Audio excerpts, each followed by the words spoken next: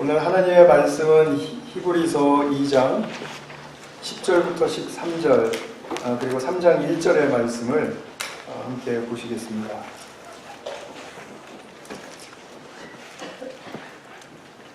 10절부터 13절까지 제가 봉독하고 3장 1절의 말씀은 함께 같이 봉독하겠습니다. 그러므로 만물이 그를 위하고 또한 그로 말미암은 이가 많은 아들들을 이끌어 영광에 들어가게 하시는 일에 그들의 구원의 창시자를 고난을 통하여 온전하게 하시니 합당하도다. 거룩하게 하시는 이와 거룩하게 함을 입은 자들이 다 한 근원에서 난지라. 그러므로 형제라 부르시기를 부끄러워하지 아니하시고 이르시되 내가 주의 이름을 내 형제들에게 선포하고 내가 주를 교회 중에서 찬송하리라 하셨으며 또 다시 내가 그를 의지하리라 하시고 또 다시 볼지어다 나와 및 하나님께서 내게 주신 자녀라 하였으니. 3장 1절의 말씀 같이 읽겠습니다. 그러므로 함께 하늘의 부르심을 받은 거룩한 형제들아 우리가 믿는 도리의 사도이시며 대제사장이신 예수를 깊이 생각하라. 아멘. 오늘부터 이제 얼마 동안 우리의 삶의 여정에서 복음을 받아들이고 사는 것이 어떤 것인가라는 그런 의미를 살피도록 하겠습니다. 복음이라는 것은 기쁜 소식이라고 하는 그 복음은 우리 인간에게서 나온 것이 아닙니다. 인간의 아주 발달된 그런 이성의 그 어떤 최고의 수준 속에서 나온 것이 아니고 또 인간이 많이 경험하고 또 깊이 경험하고 한 그런 경험 속에서 우러나온 것도 아닙니다. 복음은 하나님께 속한 것을 하나님께서 주셨기 때문에 이것은 인간에게서 온 것이 아니라 하나님께로부터 왔다 이렇게 말을 하는 것입니다. 복음의 근원은 하나님이세요. 그래서 우리가 하나님께서 우리에게 알려주셔야만 알 수 있는 사실이라는 것이죠. 우리 인간은 경험과 이성 속에서 알 수가 없으니까. 그래서 하나님께서 말씀해 주셔서 알려주시는 것을 계시라고 하죠. 계룡산 계시 이런 거랑은 다른 것입니다. 하나님께서 알려주셔야만 우리가 알 수 있다는 거죠. 자, 우리가 생각을 해보십시오. 인간이 구원을 받는데 예수님이 예수님이라는 존재가 십자가에서 죽으심으로써 인간을 구원한다 라는 이 아이디어 자체가 인간에게서 나올 수 있겠습니까? 그리고 그것이 주장될 수 있겠습니까? 잘 생각해 보시면은 말이 되네 라고 생각하실 겁니다. 그렇기 때문에 복음이라는 것은 들을 때 이게 도대체 뭐야? 왜 생소하네? 라는 느낌이 들어야 정상인 것입니다. 그런데 우리 사람 안에는 항상 옳은 것, 참된 것, 진리에 끌리는 그런 어떤 성향과 깊은 그런 마음이 있습니다. 인간에게는 아름다운 것을 보거나 참된 것을 보면은 끌린다 이 말이죠. 그래서 더 가까이 가서 보고 싶고 더 알고 싶어지는 그런 마음이 있지 않습니까? 인간이라면 누구에게나 다 내재된 그런 경향이죠. 그래서 우리가 복음을 들을 때 이것은 생소하지만 이 참된 것이기 때문에 참된 진리가 복음에 있다라는 것을 감지하고 그때 이제 하나님께서 우리에게 주시는 것이 믿음입니다. 그래서 그 감지할 때 그 내용이 구체적으로 무엇인지 또 깊게 풍성하게는 다 알 수가 없어도 그 복음으로 끌리게 되는 것이죠.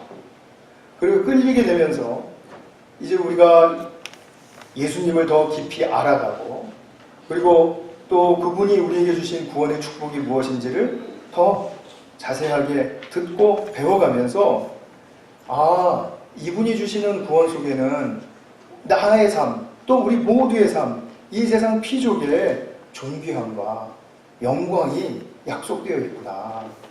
그것을 보게 되는 것입니다. 그렇기 때문에 복음으로 더 깊이 들어갈수록 이 복음의 주인 되시는 예수님을 더 드러내고 싶고 그리고 또 예수님을 드러내기 위해서 내 자신이 정말 변화와 성숙이 필요하구나. 그것을 느끼게 된다는 것입니다. 그래서 그것을 살고 싶어지게 돼요. 예수님을 드러내고 싶고 또 예수님을 위해서 내가 성숙하고 싶은 그런 소망이 새롭게 생긴다는 것입니다. 그래서 현실적으로는 우리가 이 복음의 여정을 잘 걸어갈 수 있는 그런 우리 모습이 다 이루어져야 할 텐데, 근데 사실 복음의 여정을 걸어간다라고 하는 우리의 모습들이 조금 좀 더디게 보이죠. 더디게 보이는 여러 가지 이유들이 있을 수 있습니다. 그러나 크게 한마디로 가장 핵심적인 것을 말한다면 복음, 즉 예수님이 우리 중심에 아직도 와닿지 않기 때문입니다. 예수님이 그토록 우리에게 우선순위가 되시고 중요한 분이라는 사실을 잘 알지 못하기 때문이에요. 물론 말로는 합니다. 그렇기 때문에 스스로도 속을 수 있습니다. 그러나 정말 내가 복음이 필요한 존재인가에 대해서 자기 죄인임을 알지 못하면 결코 이 복음의 여정은 내 삶의 특징으로 나타날 수가 없습니다. 제가 오늘 이 설교를 준비하면서 지난 주간에 우연히 인터넷에서 좀 무거운 기사를 봤습니다. 연관된 같은 내용을 품은 이제 두어 기사를 이제 같이 보게 되었는데, 사실 제가 비판적으로 여겨질 수 있거나 오해가 될 만한 소지가 있는 그런 사건이나 또는 사람이나 또는 기사는 설교에서 의도적으로 피하지만 이건 그냥 있는 그대로 그냥 말씀을 드리면 되겠다 라고 그렇게 생각을 했기 때문에 제가 그 기사를 조금 줄여서 또는 일부분은 직접 인용해서 좀 말씀을 드리겠습니다. 내용은 좀 부정적인 것이에요. 우리나라 교계의 원로이신 홍정길 목사님 아시는 분 많으리라고 생각됩니다. 2013년에 뉴스 엔조이라는 신문이 있죠. 거기서 인터뷰를 했습니다. 그 인터뷰를 한 이유는 뭐냐면 목사님이 이제 40년, 그리고 지금은 이제 50년 정도 되셨는데 40년, 50년 목회 생활을 자신 스스로 어떻게 평가하십니까?에 대한 것이었습니다. 그 질문에 목사님이 답변하신 것을 제가 그냥 직접 인용해서 그냥 읽어드리겠습니다. 결론적으로 실패했구나 하는 생각이 듭니다. 제 목회 40년을 되돌아보고 제가 롤모델로 삼았던 미국 대형교회 목사들을 볼 때 예배당 크고 사람이 많이 모인 것 외에 뭐가 다르냔 말이지. 그런데 제가 그 허상을 쫓아왔어요. 지금도 큰 것, 그것뿐이에요. 목표가 잘못 설정됐었어요. 그런 점에서 실패해요. 그 사람들이 하는 제자 훈련도 해보고 선교도 열심히 하고 속아서 여기까지 왔습니다. 우리는 모르고 여기까지 왔어요. 다음 세대는 속지 않았으면 좋겠어요. 이 말씀을 듣는데 제 가슴이 철렁했습니다. 홍정길 목사님은 다 아시다시피 우리나라 복음주의 4인방 중에 한 분이고요. 영혼구원과 또 교회와 또 민족과 사회를 위해서 많은 일을 하신 분입니다. 그런데 본받을 거 없으니까 후배 목사들은 이제 넘어가야 된다. 이렇게 따라해서는 안 된다. 말하자면 뭡니까? 후배 목사들이 개척하는 그런 그 위치에서 개척하는 마음으로 다시 시작하라는 뜻이잖아요. 그러니까 우리 교회는 사실은 역사 속에서 내려오는 그 건강한 전통이라는 것이 굉장히 중요하고 그것이 힘이 되는 것이거든요. 그런데 그런 전통이 이제 없다. 이제 새롭게 해야 된다. 라는 그런 말씀으로 들릴 때 제 가슴이 덜컹하지 않을 수가 없죠. 조금 더 말씀을 드려보겠습니다. 그분이 목회하는 시절에는 교회가 문만 열면은 그냥 밀물 들어오듯이 몰려들 때였기 때문에 그 지식과 경험이 없다 보니까 미국 대형 교회를 벤치마킹 할 수밖에 없었다는 것입니다. 결국 인격 대 인격이 깊이 교류되는, 인격 대 인격이 깊이 교류될 때 우리가 기쁨과 생명의 어떤 즐거움과 이런 것들 많이 느끼죠. 그러나 인격 대 인격이 부딪히면 또 갈등도 있고 알력도 있고 하지 않습니까? 그렇게 인격 대 인격이 깊이 교류하는 현장이 교회 바탕이어야 하는데 이것은 없고 교회 관리만 매니지먼트만 남게 되었다라고 말씀을 했습니다.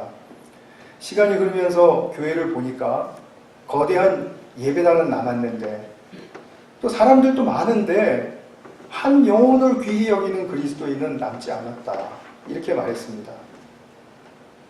이것이 한국교회의 영적인 좌표라고 볼 수 있죠. 이건 뭐 제가 보는 좌표가 아니라 그분이 보신 좌표이죠. 이 자신의 실패를 후배들은 넘어서기를 바란다고 했습니다. 근데 이 넘어서기를 바라면서 딱 한 가지 대안을 말씀했는데 하나님 말씀대로 살려는 세대가 한 사람이 아니라 세대가 등장해야 한국교회가 산다라고 봤습니다. 한 말씀 덧붙이면 홍 목사님은 올해도 2018년도에도 그 중앙일보 그리고 또 부활절 기념 인터뷰에서 이렇게 말했습니다. 이런 제목을 가지고 이제 기사를 썼습니다. 그분이 쓴 건 아니죠, 물론. 예배는 연출, 목사는 엔터테이너, 목회가 사라졌다. 이런 제목을 가지고 이분의 자성의 소리를 냈습니다. 여러 영역에 대해서 질문이 있었습니다. 그 중에 하나, 기독교 본질에 대해서는 어떻게 생각하십니까? 거기에 대해서는 이렇게 말했습니다. 당연히 구원이죠. 한국교회 복음주의자들은 구원의 반쪽만 가르쳤습니다. 외아들을 십자가에서 희생시켜 사람에게 새 생명을 준 게 구원의 본질입니다. 맞죠? 첫 번째. 그런데 또 다른 반쪽. 새 생명으로 다시 태어났으면 그에 걸맞게 살아야 한다라는 그 측면. 그 측면이 빠져 있었더라는 거죠. 한국교회는 후자를 잊었다라는 것입니다. 새 생명 얻은 걸로 끝나버리고 그리고 삶으로 연결하는 건 외면되어서 물론 말은 많이 했죠. 내 삶의 실천이 중요하다, 적용해야 한다 뭐 이렇게 많이 했는데 그것이 본질적으로 도전이 되지 않았고 본질적으로 이루어지지 않았다라는 그런 오늘의 그 결과적인 현실을 보고 있는 것이죠. 그래서 삶으로 연결하는 건 외면했기 때문에 어떤 일이 일어났냐? 이기적인 기독교 삶이 기독교인의 삶이 되어버렸다는 것입니다. 물질, 건강 축복받고 자식 잘 되고 이렇게 하면 우리가 급하게 원했던 어떤 그 소망과 바람이 채워졌기 때문에 예수 믿고 이렇게 되는 거로구나. 그렇게 되지 않았으면 예수님 믿으면 그렇게 될 수 있구나. 그런 것을 바라면서 살다 보니까 복음의 본질이 당연히 사라졌죠. 복음의 본질은 사라졌고 자기 위안의 종교만 남은 셈이 되어버렸다. 이렇게 말씀을 한 것입니다. 복음의 본질이 사라졌다라고 말할 때 교회당에 모인 사람들이 나는 예수를 믿지 않는다라고 말하는 게 아닙니다. 나는 예수를 믿고 예수를 사랑하고 예수를 찬양하고 그러기 위해서 예배에 나왔고 그리고 예배를 통해서 나는 축복을 얻기를 원하고 그분과 동행하기를 원하고 이런 말들은 다 합니다. 다 하는데 복음의 본질이 사라졌다라는 말은 우리의 삶에 들어가 보면 예수 그리스도가 중심이 되어 있지 않다라는 거죠. 예수님이 의식조차도 되지 못하고 있고 여전히 내가 예전에 배운 삶, 예전에 배운 도덕, 그리고 예전에 배운 나의 어떤 성공한 사례, 경험 이런 것들이 중심이 되어서 계속해서 삶을 살면서 예수님이 도와주시기를 바라니까 아니죠. 그죠? 나의 삶을 예수님이 도와주시는 것이 예수님이 원하시는 것을 내가 이루어드리는 삶이 아닌 것이죠. 우리가 특별히 도덕적이고 성공하고 잘나가고 하는 그런 사람들 중에 예수 믿는 사람이 있다면 더더욱이 깨어 있어야 할 부분입니다. 왜냐하면 자기가 잘되고 도덕적이고 착한 사람이 되고 반듯한 사람이 되고 어떤 사회에 필요한 사람이 되고 이렇게 할 때 그것이 내가 나의 삶을 살아가는데 예수님 사이드로 놓고 살아가는 것인지 내가 정말 예수님이 원하셔서 예수님의 뜻을 이루어드리기 위해서 사는 삶인지 혼동스럽다 이거죠. 이것을 분별해낼 수 있는 능력은 그렇게 쉽게 얻어지지 않습니다. 굉장히 섬세하고 미묘한 부분이지만 이런 부분에서부터 어긋났기 때문에 복음의 본질은 사라졌다라고 말을 하는 것입니다. 1970년대부터 시작한 우리나라 기독교 교회 성장이 물론 그 전에도 우리나라 교회 개신교는 한 120년 정도 지금 130년 정도 될래나요? 그 역사를 가지고 있는데 한창 많이 성장한 세계 기독교 교회사에 둘째가라면 서러울 정도로 그렇게 성장이 컸던 우리나라 아닙니까? 근데 언젠가 그 성장이 멈춰가면서 문제들이 빵빵 터지니까 이거 왜 이러지? 이렇게 하면서 교회가 부패해서 그래, 목사가 욕심이 많아서 그래, 또 교회 기복적이어서 그래, 성도들이 편의주의를 너무 쫓아가서 그래, 이런 다양한 난무하는 옳게 들리는 그런 비판의 소리가 너무 많았어요. 그거를 말하지 않는 사람 아마 없을 겁니다. 그죠? 우리 중에도 그렇게 말하지 않는 사람 여기 없으실 겁니다. 그런데 나아졌습니까? 잘 모르겠습니다. 그렇게 자성하고 비판하는 소리가 커지고 뭔가 개혁추진위원회 더 1000개, 2000개 더 만들어서 활동하게 한들 교회가 깨끗해지고 교회가 복음으로 정상화될까요? 저는 거기에 소망 없다고 봅니다. 사람의 노력입니다. 그것은. 교회는 온전히 하나님의 것이고 하나님의 뜻이 이루어져야 할 것입니다. 그렇기 때문에 우리가 개혁하고 우리가 비판하고 우리가 어떻게 해서 뜯어 고치고 해봤자 다시 제자리로 돌아오는 건 시간 문제라는 것이죠. 여기에 대해서 냉철하게 한번 생각을 해보시기 바랍니다.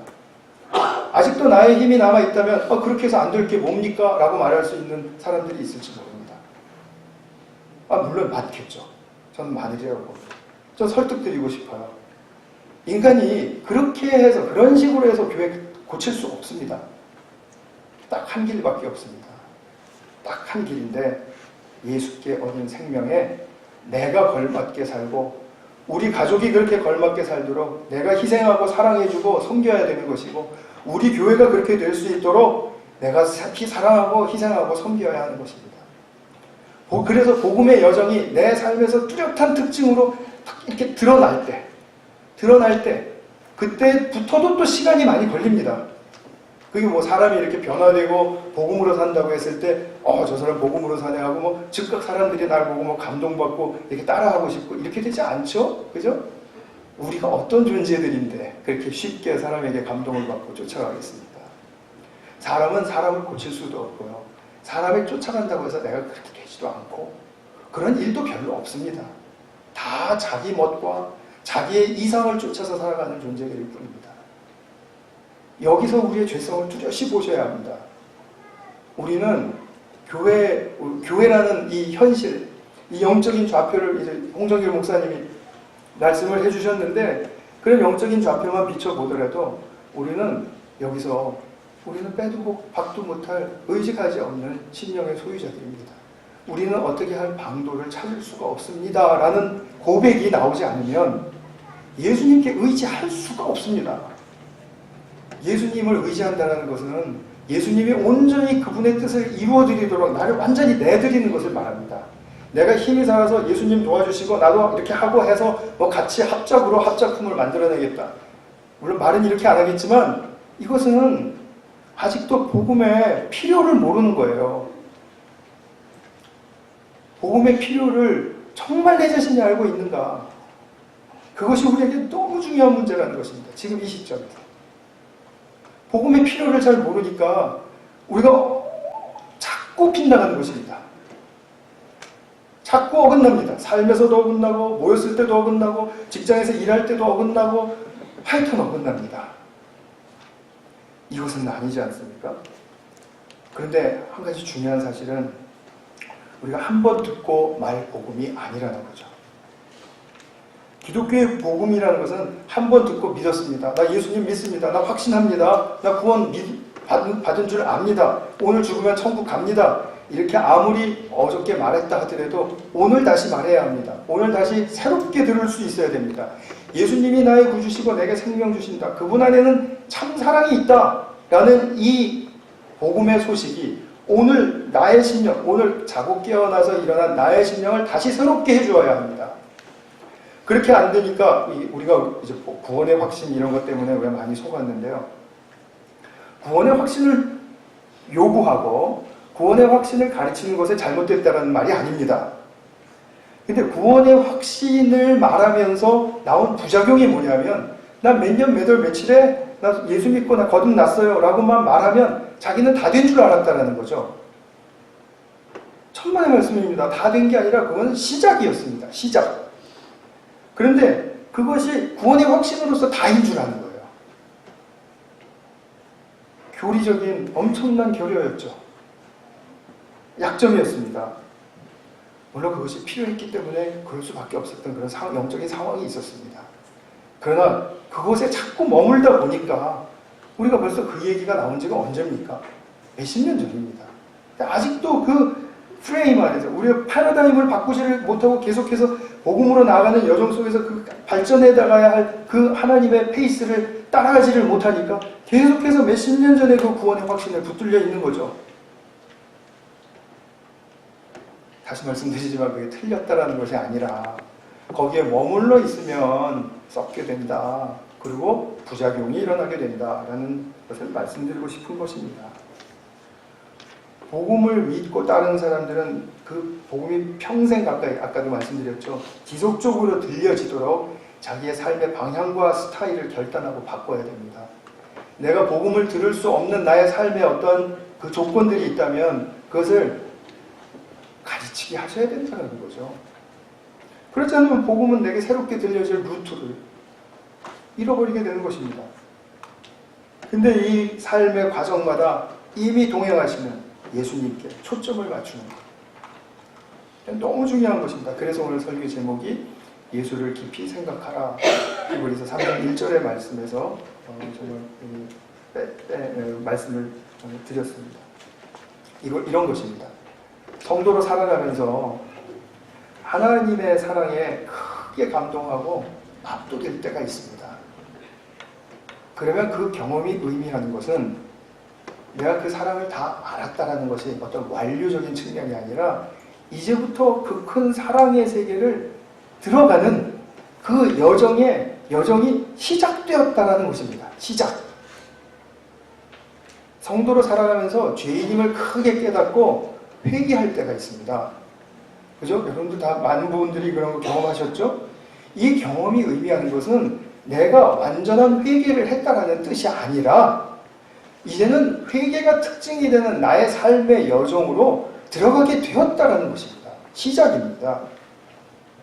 성도로 살면서 정죄받지 않는 것이 얼마나 큰 축복인지 선명하게 깨달을 때가 있습니다. 내가 정죄받지 않기 때문에 내가 이 새 생명의 힘으로 살아갈 수 있는 이 새 삶을 얻었구나 라고 정말 그것이 너무나 확신이 되는 나머지 이 정죄받지 않는 것이 얼마나 큰 축복인지 알 때가 있습니다. 그러나 그 경험이 의미하는 것은 내가 정죄받지 않은 축복을 다 받은 것이 아니고 이제부터는 정죄받지 않는 정죄 없는 복음의 삶을 걷는 여정이 시작된 것입니다. 그래서 정죄 없는 복음의 삶이 어떻게 내 삶 속에서 풍성하게 피어나는가 하는 그런 부분에 대해서 우리가 시작의 의미를 두어야 된다는 거죠. 우리가 교회를 다닌 지 몇 년 지나도 잘 깨닫지 못하다가 어느 날 십자가의 죽음을 선명하게 알 때가 있습니다. 정말 너무 귀한 경험이죠. 그러나 그 경험이 의미하는 것은 내가 그 죽음을 내가 다 안 것이 아니라 이제부터는 십자가를 통해서 내가 죽음이 특징이 되는 삶의 여정이 시작되었다는 것입니다. 그래서 사도 바울은 날마다 죽노라 이런 고백을 한 것이죠. 우리가 영적인 경험이 너무나도 소중하고 너무나도 특별하기 때문에 그것을 경험하면 정말 내가 다 한 것 같은 느낌이 드는 거예요. 제가 한 20수년쯤 된 것 같습니다. 그 전쯤에 하나님의 사랑을 압도적으로 경험을 했는데 이 사랑이 자나깨나 생각이 나면서 생각이 날 때마다 내 몸에 전율을 주는 겁니다. 제가 기억하기로는 일주일은 훨씬 넘은 시간이었고 한 2주일은 좀 못 갔던 것 같습니다. 근데 그렇게 하나님의 사랑이 생각나면서 압도될 때마다 제가 일어났던 현상은 뭐냐면 그냥 주저앉을 수밖에 없었던 거예요. 하나님의 사랑이 너무나 저를 압도했기 때문에. 그랬으면 그 정도로 했으면 하나님의 사랑 다 안 것입니까? 저를 보면 아시잖아요. 그죠? 이게 안 사람이 아니잖아요. 아직까지. 그게 아니고 그 이후로 저는 하나님의 사랑에 더욱더 붙들리기를 원하고 그 사랑을 더욱더 알기를 원했고, 그리고 그 사랑이 안 되는 나의 이 많은 아직도 숱한 다듬어지지 않은 삶의 영역들을 내가 어떻게 씨름하면서 싸우면서 살아야 할 것인가, 그 부분에 대한 그 죄와의 싸움이 제게는 너무나도 심각하게 되었던 것입니다. 그 사랑 경험 때문에. 그러니까 어떻게 보면 사랑을 경험할 때는 좋았는데 경험하고 나니까 삶이 더 괴로워진 거예요. 사랑을 갖지 못하는 삶이 자꾸 튀어나오니까요. 그렇기 때문에 살아가면서 주님에 대한 발견이 있고, 나에 대한 발견, 진지한 발견이 있고, 또 세상에 대한 발견이 있고, 공동체에 대한 발견이 있고, 이렇게 할 때 우리가 감동하면서 경험하는 것은 그 자체로 완벽한 무엇이 아니고, 그것을 중심으로 해서 관문을 열어주시는 것입니다. 복음의 세계 속으로 들어가서 이제는 시작이다 라고 선포하시는 그 관문을 열어준 것입니다. 자, 제가 이제 이렇게 말씀드렸으면은 우리 문제가 무엇이었는지 이제 보실 수 있겠습니까? 우리가 복음의 여정이 잘 되지 않는 이유를 이렇게 좀 간파하실 수 있겠습니까? 두 가지 말씀드릴 수 있겠죠. 제가 말씀드린 것을 토대로 한다면, 첫 번째는 영적인 경험이 아예 없는 겁니다. 그러니까 아직 시작이 안 된 거죠. 그러니까 예수님을 믿는다고 고백을 했습니다. 그리고 교회도 다니고 다 해요. 세례도 받고 침례도 받고 다 했습니다. 그럼에도 불구하고 영적 경험이라는 것은 좀 뒤늦게 올 수 있습니다. 그거는 부끄러운 일이 아닙니다. 우리가 예수님의 복음에 붙들려서 그렇게 계속해서 나아가고 있다면 영적 체험이 없는 것은 부끄러운 일은 아니에요. 그러나 그것은 사모하는 사람을 하나님께서 불쌍히 여기시고 그리고 주시는 그런 아주 축복의 체험입니다. 이 체험이 없다면 아직 시작이 안 되었을 수 있죠. 그런데 이 시작이 있었음에도 불구하고 아직도 복음의 여정이 나는 그렇게 특징화되지 않는다. 자신이 스스로 생각하기도 그렇고 가까이 살아가는 사람들이나 뭐 누가 보기에도 그렇고, 그렇다면 그것은 뭐죠? 나의 영적인 체험들이 완료적인 의미로 머물러 있다는 거죠. 끝나버렸다는 거죠. 근데 사실 우리가 영적인 체험하면 그게 너무 소중하거든요. 그래서 어떻게 보면 거기에 만족하는 어떤 심령이 있기 때문에 더 이상 그것을 바라지 않을 가능성이 있습니다. 자기가 받은 이것이 가장 어떻게 보면 크고 소중하기 때문에 그거를 이렇게 잘 모시고 싶지, 그것보다 더 큰 게 뭐 있을까? 없을 것 같아. 그러면 내가 더 큰 거 달라고 하나님께서 더 큰 걸 경험하게 해주실 거라고 바라거나 또는 기대하는 것이 의도적으로 착해질 수 있습니다.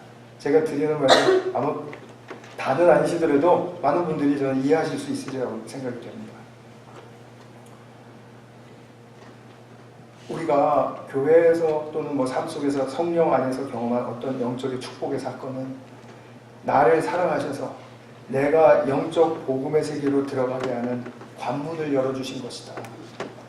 그래서 그 관문을 열고 들어가면 무한하고 풍요롭고 아름다운 세계가 거기에 펼쳐져 있다. 이것이 바로 성경이 우리에게 그토록 보여주고 싶은 그림입니다. 복음의 세계의 그림. 그리고 그 시작 이후로 복음의 여정이 여전히 생소하실 수 있습니다. 내가 경험해보지 못한 것이니까요. 그리고 여전히 생소하고 때로는 어렵고, 이게 쉬운 일이면 뭐 얼마나 좋겠어요. 그러나 어렵습니다. 왜 어렵습니까? 나와의 싸움이 요구되기 때문에 어렵습니다. 우리는 모르겠습니다. 저는 저와의 싸움이 제일 어렵습니다. 하여튼 저라는 존재는 참 저한테는 골칫덩어리인데, 그렇다고 해서 제가 저의 존재를 비하하는 것은 아닙니다. 하나님의 사랑받는 아들입니다. 그런데 문제는 뭐냐면 사랑받는 아들이라도 싸워야 될 건 싸워야 되지 않겠습니까? 근데 그 자기와의 싸움이 그렇게 힘든 것입니다. 그냥 누가 뭐라 그러지도 않는데 제 머릿속에서는 뭔가 막 번잡하고 막 적개심이 일어나고 막 하는 그런 상황들이 막 연출돼. 아니 도대체 내가 왜 이러고 있지?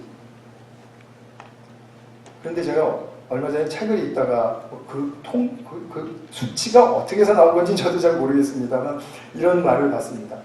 사람의 머릿속에서는요, 이 생각이 25,000시간 계속해서 돌아갈 수 있는 분량이 있대요. 이 속에 25,000시간.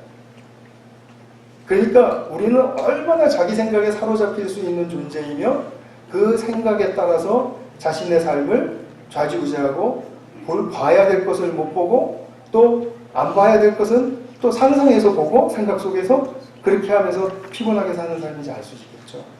이거는 한 사람의 예가 아니고요. 우리 인간 모두를 보편적으로 이야기한 그런 통계치였습니다. 나중에 제가 더 정확한 말씀을 드릴 기회가 있을 거라고 생각이 됩니다. 이 시리즈 설교 안에서요. 근데 여전히 생소하고 여전히 어렵고 여전히 지루하고 또 열매가 더디어도 서두에서 제가 언급해드린 것처럼 우리에게 믿음이 주어지기 때문에 내가 그 참된 것을 향해서 예수 안에 있는 진리를 향해서 내가 이렇게 끌림이 있으면 하나님께서 그 자리에서 즉각 나에게 믿음을 주시거든요. 그 믿음을 어떻게 활용하는 것이냐 하면 끌려가는 그 과정 속에서 이 길 속에 내가 지금 끌려가는 이 길 속에 뭔가 있다. 여러분 뭔가 이렇게 구체적인 어떤 증거들이 없어도요. 사람은 직관적인 존재이기 때문에 아주 탁월한 직관적인 존재이기 때문에 여기에 뭐 있다 그러면 찾아가게 되어 있습니다. 한번 들춰보기라도 합니다. 뭐 있다. 뭐 틀릴 때 틀리더라도 그러니까 이 길에 뭐 있다. 그러다 보면 우리가 하나님 말씀 속에서 이 길 속에 주님의 약속하신 것들의 성취가 있다. 주님의 약속의 성취가 바로 이루어지는 바로 그 길이 바로 여기에 있다. 내 삶에서 열린 이 길에 있다. 그리고 이제는 누가 뭐라 그래도 나는 이 길을 가야 한다. 이게 나의 길이다. 라는 그런 용기와 믿음의 견고함이 이제 생기게 되는 것이죠. 그럴 때 새 삶이 열린다는 것입니다. 제가 말씀드리는 것은 전혀 이상한 것이 아니고요. 성경에서 말씀하고 있는 그 인간의 하나님이 인도하심, 인간을 위한 인도하심이 이렇게 길을 따라가다 보면 그 복음의 과정을 거치고 복음의 여정이 특징화되고 그리고 그 과정 끝에는 무언가 약속되어 있고 그 약속은 영광스러운 것이고 거기서 바로 주님 다시 오실 날 또는 거기서 바로 우리가 주님의 완성을 보게 되는 것이고 지금 이것이 신약 성경에서 우리에게 종합적으로 말해주고 싶은 정말 우리 이 신자들의 성도들의 복음의 여정이라는 사실을 꼭 기억해 주시기 바랍니다. 성경은 약속합니다. 이 복음의 여정의 마지막은 영광이라고 말합니다. 그래서 오늘 본문 10절에 보시면 그로 말미암은 이가 많은 아들들을 이끌어 영광에 들어가게 하시는 이래. 많은 아들들이란 우리들이죠. 그로 말미암은 이란 하나님이세요. 성부 하나님. 그분이 그들의 구원의 창시자를 고난을 통하여 온전하게 하심이 마땅하도다. 즉 말하는 무슨 말입니까? 우리 하나님의 아들들, 우리가 궁극적인 영광에 들어가게 하시려고 당신의 아들을 보내주셔서 구원의 창시자를 고난을 통하여 십자가 고난과 그 삶의 고난을 통하여 온전하게 하심, 즉 하나님께 순종하게 함으로써 인간으로서 온전하게 하심이 마땅하도다. 이상한 말들이 막 들어가고 있죠. 예수님이 온전하시지 않았다는 뜻인가? 그건 제가 좀 유보하겠습니다. 설명이 좀 기니까. 그러나 분명한 것은 뭐냐면 성경은 분명하게 말합니다. 히브리서 5장 7절, 9절 지난주 우리 목장 교환에서도 보셨습니까? 그는 예수님은 육체에 계실 때 자기를 죽음에서 능히 구원하실 이에게 심한 통곡과 눈물로 간구와 소원을 올렸고 그의 경건하심으로 말미암아 들으심을 얻었느니라. 그가 아들이시면서도 받으신 고난으로 순종함을 배워서 온전하게 되셨은즉 예수님도 순종함을 배워서 온전하게 되셨다. 이것은 성경의 말씀입니다. 우리가 이 복음의 여정 속에서 영광으로 들어가는 이 끝을 바라보면서 가는 여정 속에서 이제 우리는 이런 것과 같은 것이죠. 우리에게는 인내로 특징되는 우리의 삶의 길이 열려 있구나. 내가 그 길을 가야 되는 것입니다. 자기 죄와 약점을 성찰하고 싸우는 길이 열려 있구나. 그 길을 가야 하는 것입니다. 제가 늘상 말씀드리죠. 존재보다 행실이 더 가치 있지 않다. 우리는 행실을 보고 그 사람의 가치를 판단하지만 존재가 더 가치 있다라고 말하는 그 존재가 더 가치 있는 길이 우리에게 열려 있구나. 그것을 계속해서 발견하시면서 가실 수가 있는 것입니다. 그런데 이 길은 혼자 가는 길이 아닙니다. 예수님이 동행하십니다. 그래서 아까 읽지는 않았지만 2장 18절에 보시면 이런 말씀이 있습니다. 제가 읽어드리는데 이게 나오나요? 네, 저기 나오네요. 한번 눈으로 좀 잘 보시기 바랍니다. 그가 시험을 받아 고난을 당하셨은즉 시험 받는 자들을 능히 도우실 수 있느니라. 그러므로 함께 하늘에 부르심을 받은 거룩한 형제들아, 우리가 믿는 도리의 사도이시며 대제사장이신 예수를 깊이 생각하라. 예수님이 우리를 도우실 수 있는 이유는 그분이 우리와 똑같은 조건에서 똑같은 사건들을 당하시고 똑같은 삶을 사셨기 때문입니다. 그래서 히브리서 저자는 예수님이 우리를 도우실 수 있다라고 말을 합니다. 그러면서 예수를 깊이 생각하라고 했죠. 이 생각하라는 말은 파악하라는 뜻도 같습니다. 파악하라. 예수님을 알아라. 그죠? 알아라. 그럼 예수님은 우리가 알 수 있는 분입니까? 알 수 없는 분입니까? 저런 잘 나가다가 우매한 질문을 하다니 이러면서 알 수 있는 분이죠. 우리와 똑같은 인간의 조건을 가지고 우리와 똑같은 시험을 받으신 분이니까. 맞습니까? 자, 그러면 우리가 예수님을 알 수 있습니다. 예수님이 육신을 입고 사람으로 오셨기 때문에 사람인 우리가 너무나 잘 이해할 수 있다 이 말입니다. 우리가 알 수 없는 분을 보내주셨다면 그분을 왜 보내주셨겠습니까? 알지 못하는데 너희는 구원됐다. 이렇게 하나님이 그냥 무조건 그냥 우기면서 구원됐다라고 이렇게 말씀하시고 싶어서 했을까요? 그런 의도는 없었을 거라고 저는 믿습니다. 알 수 없는 분을 보내주셨다면 구원주로서 사람 육신을 입고 인성을 입고 사람으로 오실 이유가 없죠. 그러나 사람으로 오신 이유는 우리가 그분을 다 알 수 있도록 그렇게 해서 예수님을 사람으로 보내주신 것입니다. 그러면서 이런 말씀이 있습니다. 오늘 참 본문에 중요한 말씀이 있는데 제가 이제 뒤로 조금 미뤘습니다만 예수님은 우리와 형제가 되어주심으로 복음의 길을 함께 가자고 하십니다. 11절에서 형제라 부르시기를 부끄러워하지 아니하시고 근데 그 앞에 보면 무슨 말씀이 있냐면요. 거룩하게 하시는 이와 거룩하게 함을 입은 자들이 거룩하게 하시는 이 하나님 그리고 거룩함을 입은 자들 우리 다 한 근원에서 나왔다. 죄송해요. 거룩하게 하시는 이는 예수님입니다. 예수님과 또 거룩하게 함을 입은 자들 우리들은 다 한 근원에서 나왔다. 하나님 생명에서 나왔다는 겁니다. 이것이 성경의 증언입니다. 그러므로 형제라 부르시기를 부끄러워하지 않는다.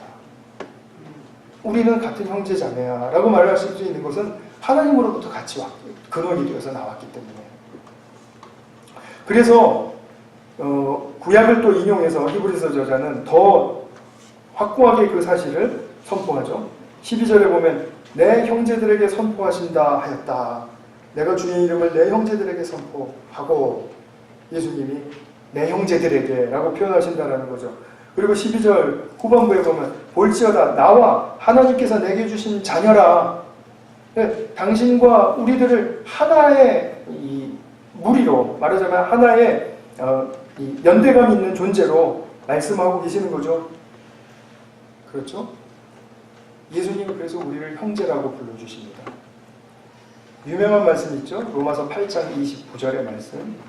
하나님이 미리 아신 자들을 또한 그 아들의 형상을 본받게 하기 위하여 미리 정하셨으니 이는 그로 예수님으로 많은 형제 중에서 맏아들이 되게 하려 하심이니라.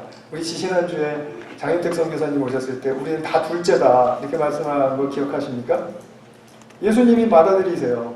그러니까 우리는 다 둘째예요. 둘째 정말 많죠? 네. 근데 이것은 성경이 말하는 것입니다. 예수님 맏형이시고 우리는 예수님의 형제 자매들인 것입니다. 근데 이것이 형제냐 아니냐 이런 것을 말하려고 하는 거기에 주안점이 있는 게 아니고요. 예수님은 하나님의 자녀들과 한 가족으로서 함께 거하고 또 함께 서로 아는 존재이다 라는 것을 강조하고 싶은 것입니다. 그래서 이 복음의 여정을 말할 때 우리가 어떤 때는 정직하게 한 걸음씩 가는 사람들, 그런 경우도 있을 수 있습니다. 그러나 어떤 때는 가다가 멈출 때도 있고, 또 지금 우리 보면 우리 현실 속에서도 가다가 멈춘 분들이 있을 수 있고, 또는 멈추지 않고 빗나간 분들이 또 있을 수 있습니다. 이 모든 것들은 다 가능한, 그죠? 사건이죠. 다음 주부터 우리로 하여금 정직하게 한 걸음씩 가게 하는 것은 무엇인가? 가다가 멈추게 하고 가다가 빗나가게 하는 것들은 무엇인가?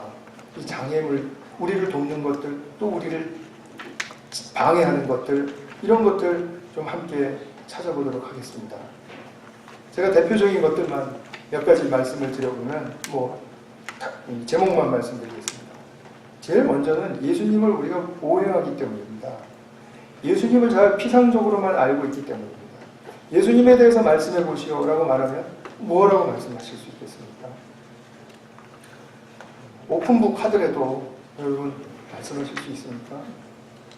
예수님을 오해하고 잘 모르기 때문에 많은 부정적인 일들이 일어납니다. 그 다음에 또 이것이 예수님을 모르면은 우리가 가지고 있는 문제들이 있습니다. 죄에 대한 이해나 또는 죄에 대한 의식이 결여되어 있다라는 것. 죄에 대한 의식이 너무나 자기 기준, 도덕적인 기준에만 지금 빠져 있다는 거죠. 그래서 죄에 대한 이해와 의식 결여, 이것은 복음의 여정을 가게 하는데 방해물입니다. 또 죄와 피 흘리기까지 싸우지 아니하는 것. 죄라는 것은 이 세상 죄를 말하는 게 아니라 자기 죄를 말하는 것입니다. 자기 죄와 싸우지 않는 사람이 어떻게 세상 죄와 싸울 수가 있습니까? 어불성설이거든요. 근데 히브리서 저자는 이런 표현을 써서 제가 그 표현을 좀 빌렸습니다. 죄와 피 흘리기, 너희가 아직 죄와 피 흘리기까지는 싸우지 아니하였다. 이런 말이 있습니다. 우리가 죄와 싸우지 않기, 자기 죄와 싸우지 않기 때문에, 남의 죄와 생각 속에서 싸우기 때문에, 아주 골치입니다. 자기 의와 교만, 자기 의라는 것은 굉장히 인간 중심적인 것이다. 그렇죠? 이기적인 인간의 본성을 말하는 거죠. 이거 방해물입니다. 또 정죄받음과 수치심, 당연히 방해물입니다. 내가 나 뭔가 잘못됐어. 그러면 겸손한 것 같지만 결코 겸손한 게 아닙니다. 잘못됐다라고 말하는 순간 정말 우리의 많은 파생적인 일이 일어나게 됩니다. 수치심도 마찬가지입니다. 부끄러운 게 뭐가 잘못됐냐. 그런데 부끄러운 건 많이 잘못됐습니다. 제가 설명드리겠습니다. 세상 가치관에 함몰되어 있습니다.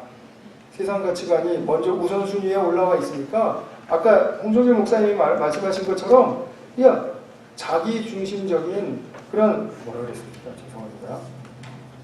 자기 위안의 종교만 남은 것이다. 신앙이라고 착각하는 행위와 추구하는 방식이 있습니다. 신앙이라고 껍데기는 씌워놨는데 착각하는 행위와 추구가 있습니다. 이것을 한마디로 완벽주의라고 말합니다. 완벽주의. 이것도 제가 나중에 설명을 드리겠습니다.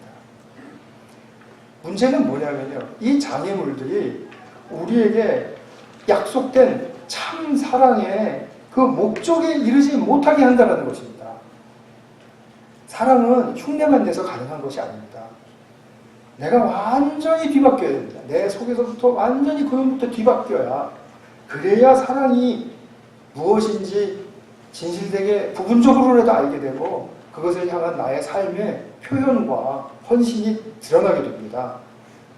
근데 이렇게 하면 사랑이 그건 자기가 할 수 있는 만큼 한 거죠. 그러니까 우리가 참사랑에 이르지 못하게 한다는 이 장애물들을 얼마나 교묘하게 우리가 조종해가면서 조합해가면서 때로는 활용했다, 때로는 놔버렸다, 자기 편의에 따라서 그렇게 하면서 나갈 수 있는 문제들입니다. 우리의 내면을 들여다보면 이것도 너무나도 분명한 사실입니다. 이거는 그냥 추측이 아니고요. 이건 그냥 상상이 아니고 이거는 진짜 현실입니다. 진짜 현실입니다. 사도 바울이 그래서 로마서 13장 8절에 보면 남을 사랑하는 자는 율법을 다 이루었느니라 할 때 이게 가벼운 말씀 아니라는 거 아시겠죠? 율법을 다 이루었다니 사랑이 바로 우리에게 목적이 된다는 거죠. 또 13장 9절 그 다음 구절에 보면 네 자신과 같이 사랑하라 하신 그 말씀 가운데 다 들었느니라. 내 자신을 사랑하지 못하고 또 이웃을 자신을 사랑하지 못하고 사랑하지 못하면 안 된다. 그것이 우리의 목적이 되어야 된다. 10절 사랑은 율법의 완성이니라. 얼마나 무게 있고 우리에게 확실한 말씀인지 알 수 없습니다. 복음의 여정은 따라서 동기도 사랑이고 목적도 사랑이고 이 길의 끝은 영광인데 그 영광이라는 것은 뭐가 이렇게 폭로되는 것을 얘기하는 거거든요. 노출되는 것. 근데 무엇이 노출되냐면 우리의 동기가 되었고 우리의 목적이 되었던 그 완전한 사랑이 노출되는 것을 말합니다. 그러니까 하나님의 신성이 드러났다, 나타났다. 그것이 영광이 나타났다 이렇게 표현하는 것이거든요. 그런 참사랑의 완전한 노출을 향해서 우리가 부르심을 받은 존재들이라는 것입니다. 이 복음의 여정을 함께 걸어가시면서 정말 예수님과 함께 걸어가신다는 것을 잊지 마시고 또 그와 동시에 예수님을 깊이 생각하시고 예수님을 알아가시는 그런 축복의 길이 우리 모두에게 임하실 수 있기를 축원합니다. 같이 한번 기도하겠습니다. 지금 이 시간에는 정말 내가 복음의 여정을 새롭게 한번 걸어가 보겠습니다. 오늘 새로운 것, 그 새로운 길이 열렸습니다. 어저께 것까지는 다 잊으셔도 좋습니다. 오늘이 중요합니다. 그래서 아까 제가 설교 초두에 읽어드렸던 이사야 말씀처럼 너는 이전 일을 기억하지 말며 옛날 일을 생각하지 말며 보라 내가 새 일을 행하리니 오늘 새 일을 행하신다고 약속하십니다. 정말 이 새 일이 우리 가운데 늘상 일어나는 일이 되도록 우리가 이 하나님의 역사를 위해서 자기 자신과 또 우리 사랑하는 지체들 위해서 같이 한번 기도하는 시간을 갖겠습니다. 사랑하는 아버지 하나님, 정말 주님께서 당신의 그 예정하시고 계획하신 정말 우리 인생과 역사의 궁극적인 영광의 수준까지 우리를 불러주시려고 예수님을 보내주시고 또 그 복음의 여정이 시작하게 하신 것을 감사합니다. 그러나 우리가 이제는 말로만이 아니라 정말 나의 삶으로 이 복음의 여정을 한 걸음씩 걸어가기를 원합니다.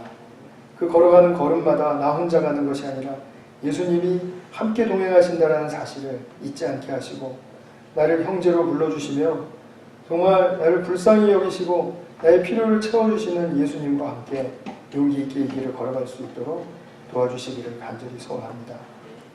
우리의 현실의 영적인 좌표는 참으로 정말 이 교회 역사 2000년에 비하면 너무나도 발전이 없었고 너무나도 형편없는 것 같이 느껴질 때가 많이 있습니다. 그러나 아버지 하나님, 정말 우리는 소망을 갖습니다.